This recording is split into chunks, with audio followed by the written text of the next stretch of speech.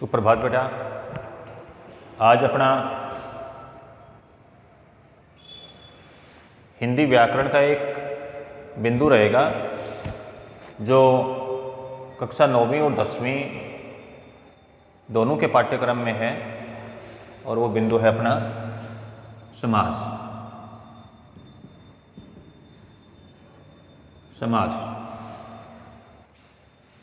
समास का अपन आज विस्तार से अध्ययन करेंगे। तो सबसे पहले बात करते हैं समास कहते किसको हैं, समास की परिभाषा क्या होती है, या समास शब्द का अर्थ क्या होता है। तो समास शब्द का अर्थ होता है संक्षिप्त करना, संक्षिप्त करना यानी छोटा करना।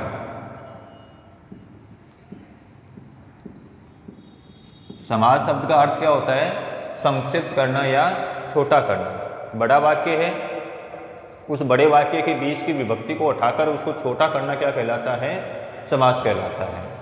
परिभाषा क्या होती है इसकी,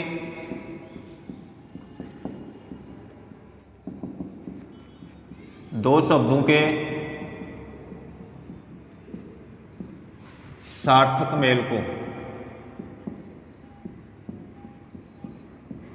मेल को समास कहते हैं।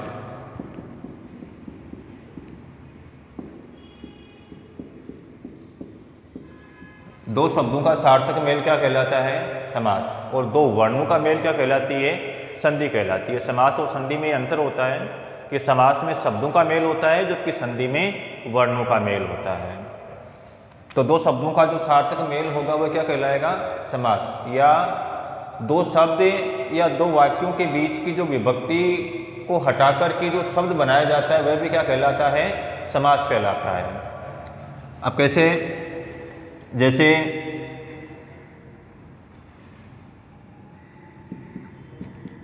राजा का पुत्र,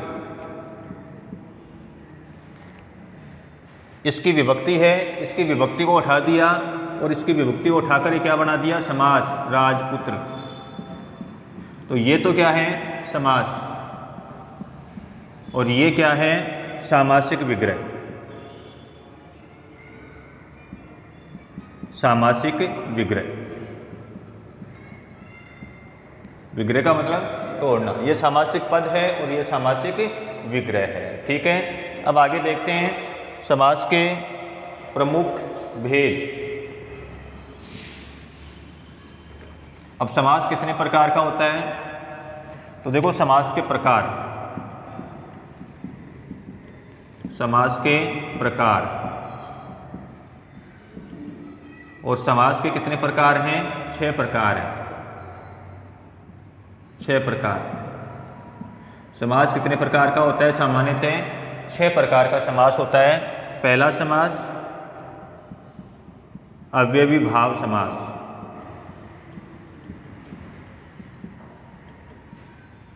दूसरा तत्पुरुष समास,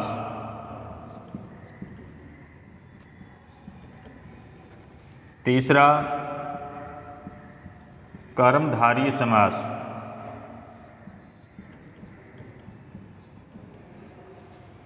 चौथा द्विगु समास, पांचवा द्वंद्व समास, और छठवां बहुव्रीहि समास।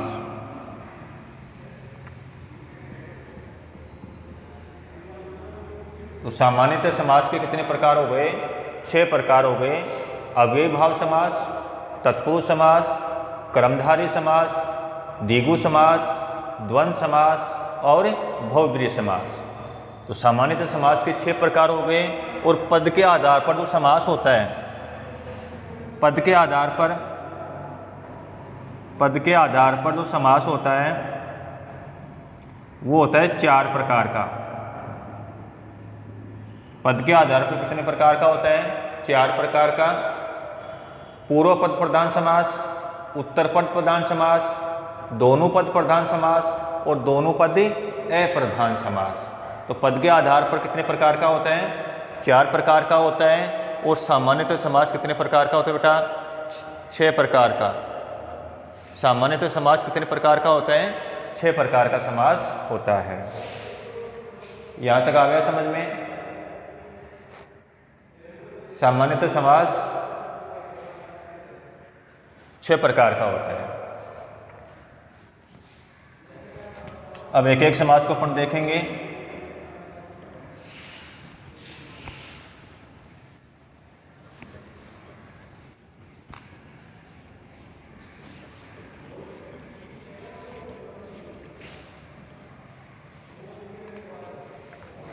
पहला समास है अव्ययीभाव समास।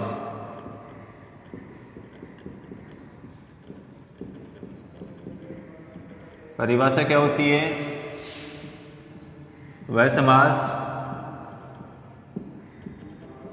जिसमें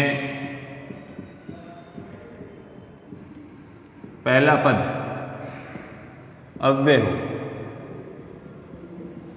अव्यय या प्रधान हो।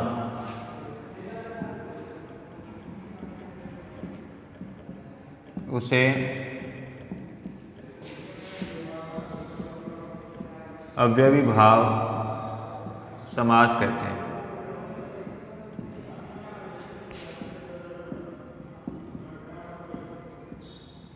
वह समास जिसमें पहला पद कैसा होगा? अव्यय होगा, वह कौन सा समास कहलाएगा?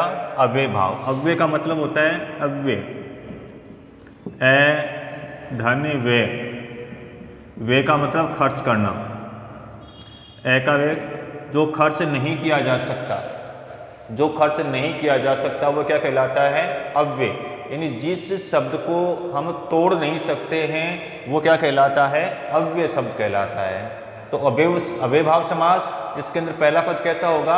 अव्यय होगा। पहला पद कैसा होगा? अव्यय होगा, या जहाँ पर पहला पद कैसा होगा? प्रधान होगा। दोनों परिभाषाएं हैं। वह समास जिसमें पहला पद अव्यय होता है उसे अव्यय भाव समास कहते हैं, या वह समास जिसका पहला पद क्या होता है? प्रधान होता है, वह भी कौन सा समास कहलाता है? अव्यय भाव समास कहलाता है। अब उदाहरण देखते हैं इसके। जैसे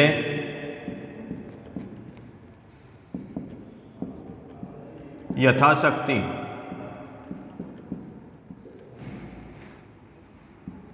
आजीवन, प्रत्येक, भरपेट,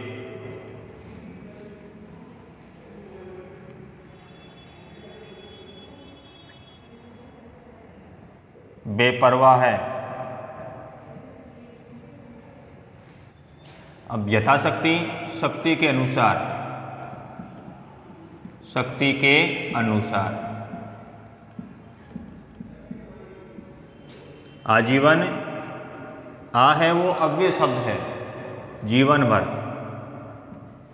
जीवन भर या जीवन पर्यंत।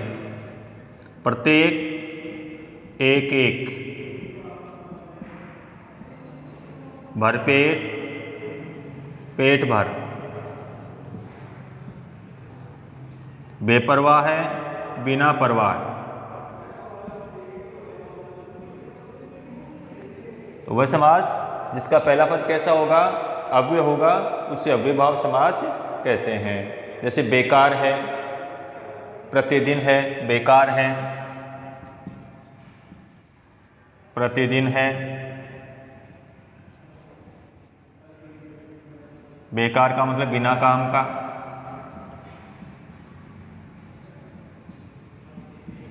प्रतिदिन है, दिन दिन। इसके अलावा दोनों शब्द समान होंगे। जैसे गांव गांव, हर गांव। जहाँ पर दोनों शब्द समान होंगे, दोनों शब्दों की आवृत्ति होगी, शब्द दोनों समान होंगे, वहाँ पर भी कौन सा समास होगा? अव्यय भाव समास होगा। जहाँ पर दोनों शब्द कैसे होंगे? समान होंगे।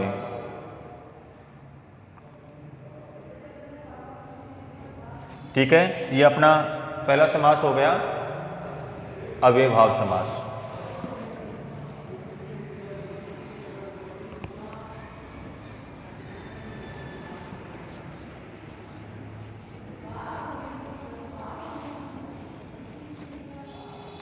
इस समास में अधिकतर उपसर्ग युक्त जो शब्द होंगे उनका प्रयोग किया जाता है।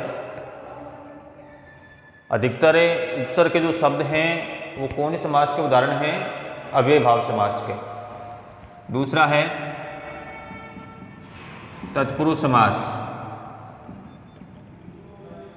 तत्पुरुष समास। अब तत्पुरुष समास की परिभाषा क्या होगी? वह समास जिसमें दूसरा पद प्रधान हो। दूसरा पद प्रधान हो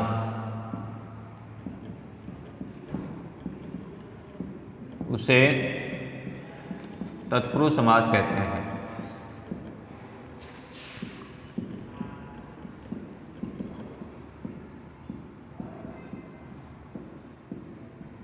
जहाँ पर दूसरा पद प्रधान होगा वो कौन सा समास कहलाएगा?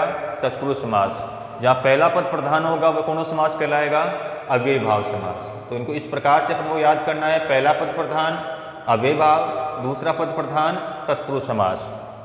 ये जो समास है इस समास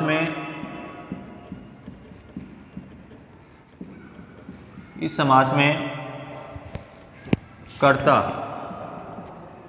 व संबोधन कारक को छोड़कर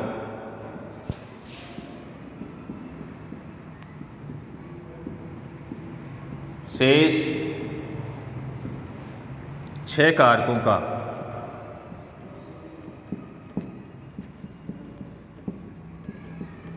प्रयोग किया जाता है।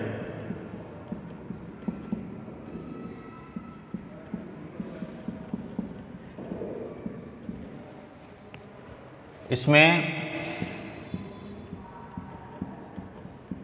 जिस कारक की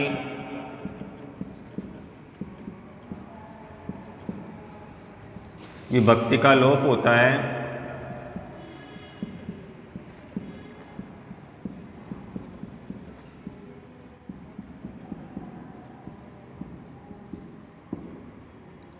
उसी के नाम पर इसका नामकरण हुआ है।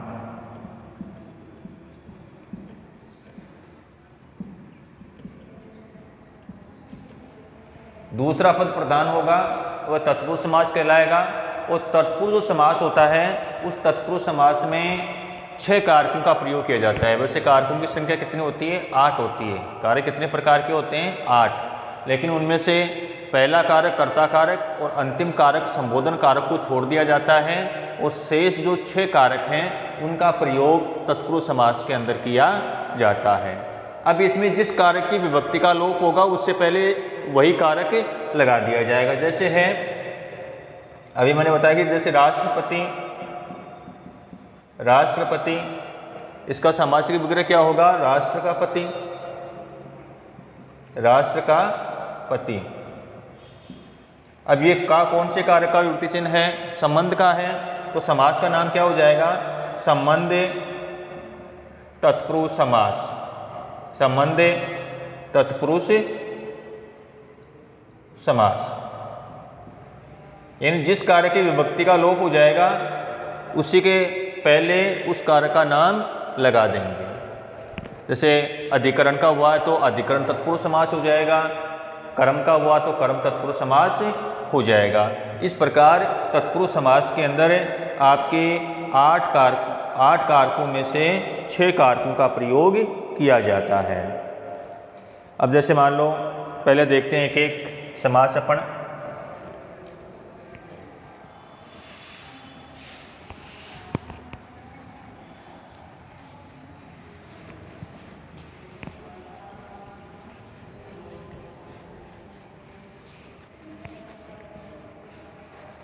पहला कारक देखते हैं। कर्ता तो आएगा नहीं, कर्ता के बाद में कौन सा आता है?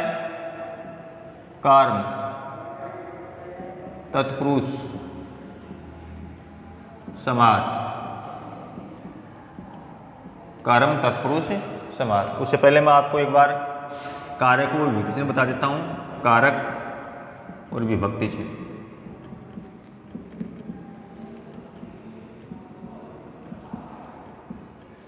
पहला कारक कर्ता कारक, कर्ता कारक, विभक्ति चिन्ह होती है ने। कर्म को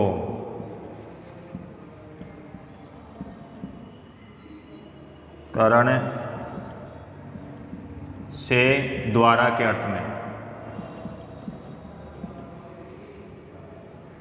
संप्रदान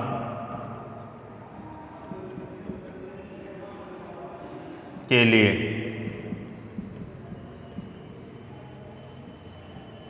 अपादान से अलग होने में,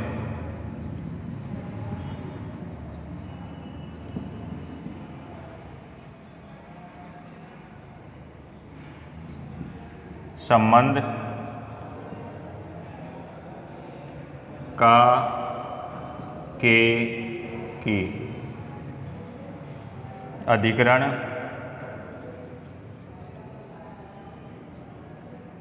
में पर, और संबोधन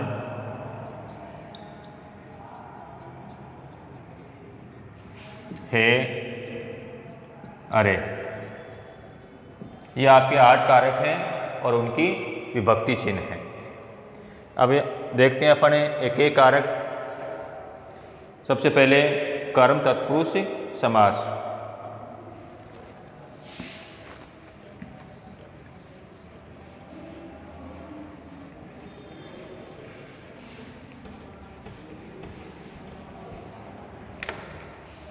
कर्म तत्पुरुष समास विभक्ति क्या होती है? को। जैसे जेब कतरा,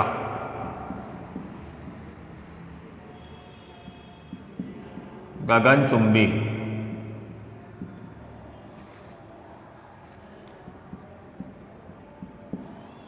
सिद्धि प्राप्त। अब जैसे जेब कतरा का सामासिक विग्रह करेंगे तो क्या होगा? जेब को कतरने वाला, कतरने वाला। गगनचुंबी का क्या होगा? गगन को चूमने वाला।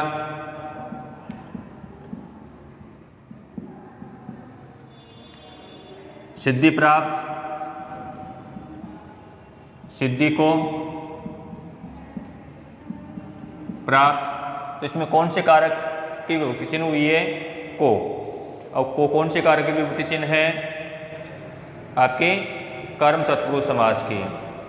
जैसे स्वर्ग प्राप्त, स्वर्ग प्राप्त का क्या होगा? स्वर्ग को प्राप्त।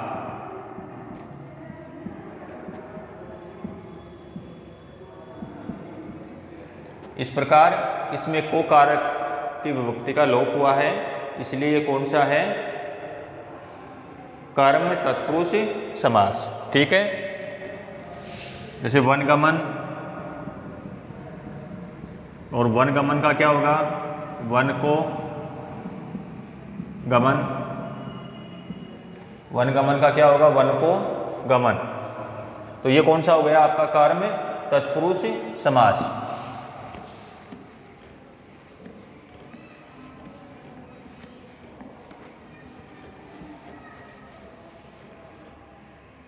इसके बाद देखते हैं दूसरा करण। करण तत्पुरुष समास। और इससे क्या होती है? से द्वारा के अर्थ में। जैसे है तुलसी कृत, तुलसी कृत।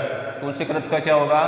तुलसी द्वारा कृत, तुलसी द्वारा, द्वारा कृत, कृत का मतलब किया हुआ, तुलसी द्वारा किया हुआ, तुलसी कृत, तुलसी द्वारा किया हुआ। हस्तलिखित, हस्तलिखित का क्या होगा? हाथ से लिखित या हस्त से लिखित, कुछ भी कह सकते हैं, हाथ से लिखित।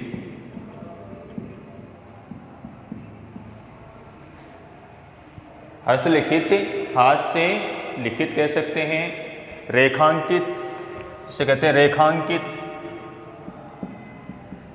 रेखांकित क्या होगा? रेखा द्वारा अंकित,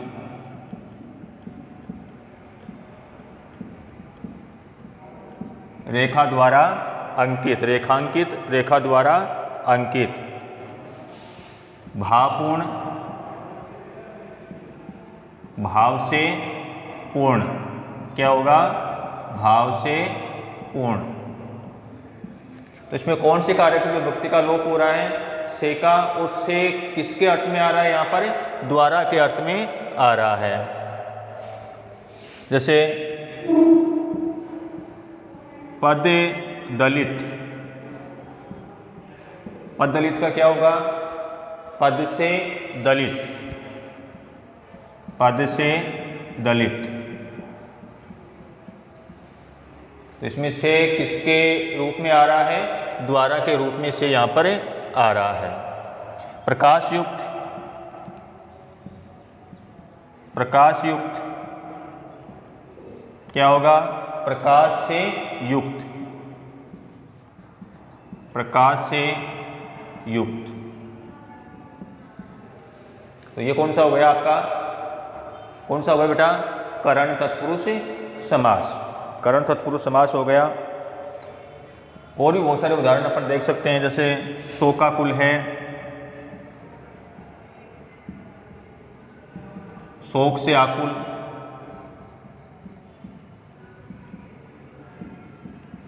ऐसे बहुत सारे उदाहरण हैं।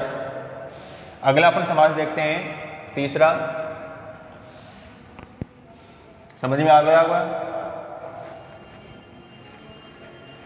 अपने को कारक और उसकी विभक्ति चिन्ह याद रखनी है, फिर अपने आप पता चल जाएगा इसमें कौन सा कारक है। तीसरा है संप्रदान तत्पुरुष समास।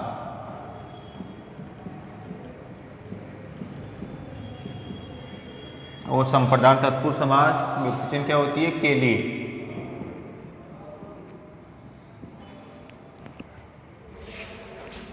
जैसे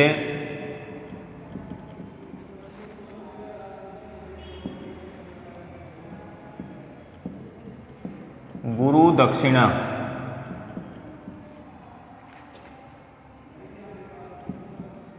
विद्यालय,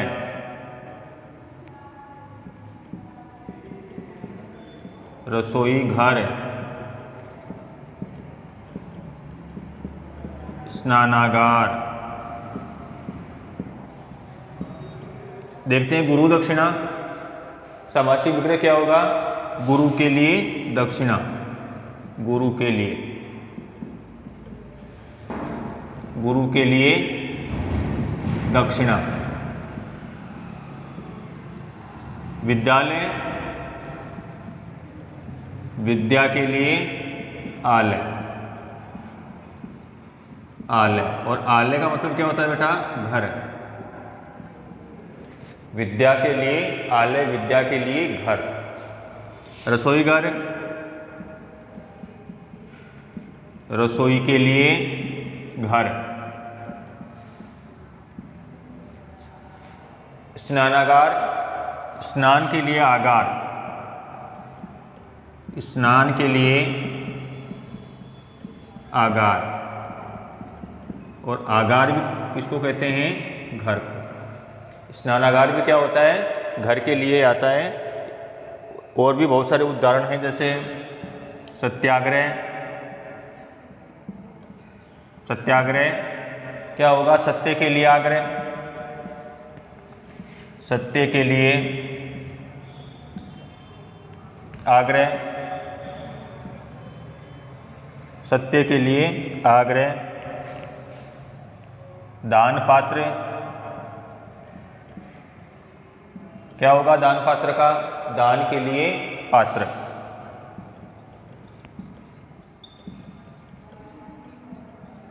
दान के लिए पात्र। इस प्रकार बहुत सारे उदाहरण इसमें भी जो अपन देख सकते हैं। गौशाला है, जनपद है, सभागार है, कुछ भी लिख सकते हैं। जैसे सभागार है, सभागार है, सभा के लिए आगार।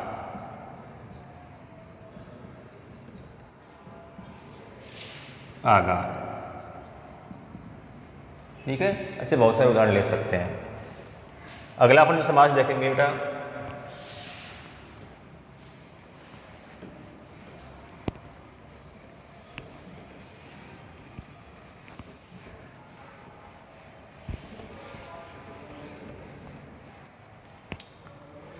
अगला समास देखेंगे अपन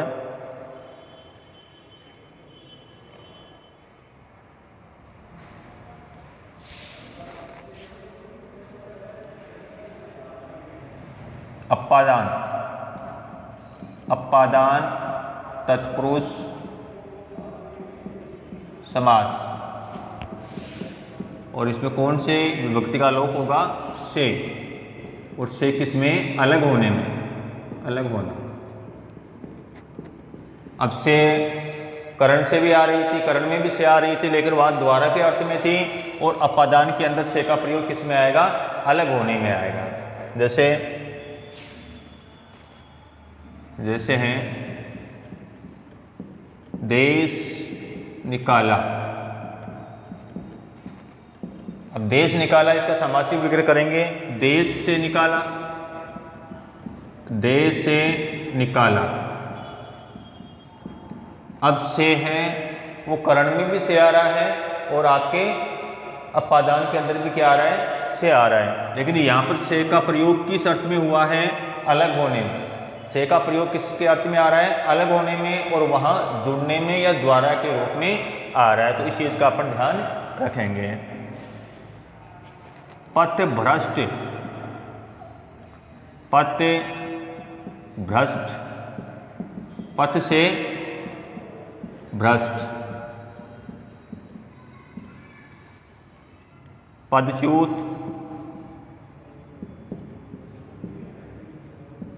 पद से च्युत, यानी अलग होना, अलग होना। पद से अलग होना। ऋण मुक्त, ऋण मुक्त। ऋण मुक्त का क्या होगा बेटा? ऋण से मुक्त, ऋण से, ऋण से मुक्त। दोष मुक्त,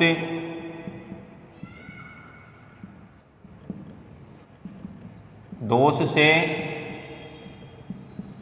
मुक्त। तो यह आपका कौन सा हो गया? अपादान तत्पुरुष समास।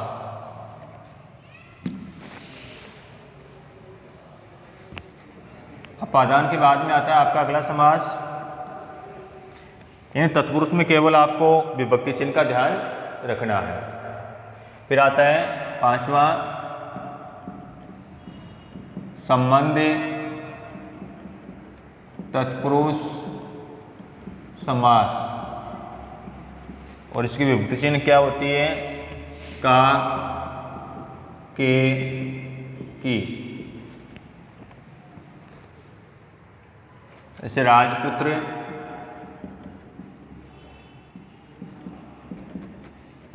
राजपुत्र क्या होगा?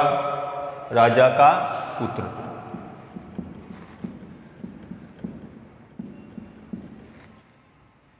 राष्ट्रपति क्या होगा? राष्ट्र का पति। गंगाजल, गंगा जल का क्या होगा बेटा? गंगा का जल। गंगा का जल। नगरवासी क्या होगा? नगर का वासी। तो इसमें का, के, की आदि की विभक्ति का लोप होता है, वो कौन से होते हैं? संबंध तत्पुरुष समास। जैसे दीनबंधु,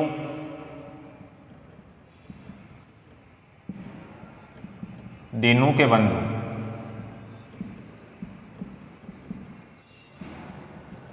दीनबंधु, दीनू के बंधु या दीनू के भगवान क्या कहलाते हैं? दीन बंधु। कन्यादान, कन्यादान, कन्या का दान। इस प्रकार बहुत सारे उदाहरण इसके अपन को मिल सकते हैं संबंध तत्पुरुष समास के। जैसे हिमालय है तो हिम का क्या हो जाएगा? आलय हो जाएगा। सूर्य का प्रकाश है, राष्ट्र प्रेम है, ये सारे किसके उदाहरण हैं? संबंध तत्पुरुष समास के उदाहरण हैं।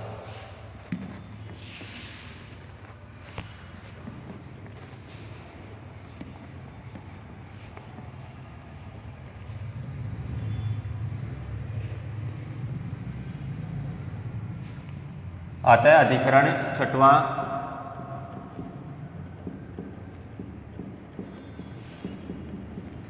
तत्पुरुष समास, और इसकी विभक्ति चिन्ह क्या होती है? में, पर। जैसे आप बीती, आप बीती का क्या होगा? आप पर बीती, आप पर बीती। जैसे कार्यकुशल, कार्यकुशल का क्या होगा? कार्य में कुशल,